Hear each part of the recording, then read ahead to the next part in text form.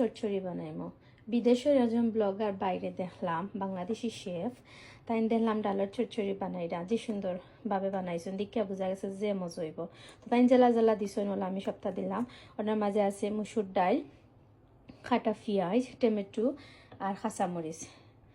তো দিলেইমো আমি তুরা একটু জিরা গুঁড়া, বিসমিল্লা, তুরা একটু ফাঁসফোড়ন, একটু হলদি দিলাইমো, আর একটু দিলে একটু কম পড়ে গেছে, লাল মরিচ দিলাইমো আর একটু মানে অতটুকু। তারপরে হালকা একটু রসুনের পেস্ট দিমো, হালকা একটু আদার পেস্ট দিমো। তারপরে সরিষার তেল দিলাইমো হালকা করে, বিসমিল্লাহ। তখন দিলাম সরিষার তেল। এখন আমি উনথরে মাখাই দিমো, মাখাইয়া বয়াই দিমো। পরিমাণ মতো দিছি। আর আলুরে ওলা আলু ভাজির লাখন খাটবাই, খাটিয়া ডালের মাঝে দিলাইবাই। আমি আলু দিতাম পয়লা ফার্স্টে পুড়ে দিয়েছিলাম।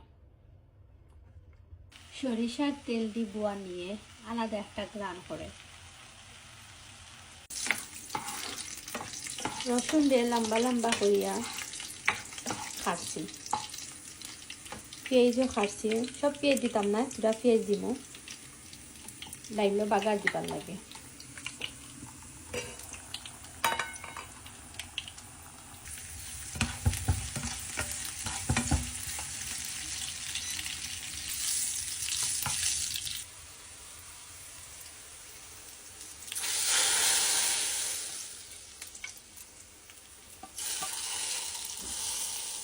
আমার ডালের চচ্চড়ি রান্দা। ধনিয়া পাতা দিলে আরো সুন্দর লাগলো, মানে ধনিয়া পাতা নাই।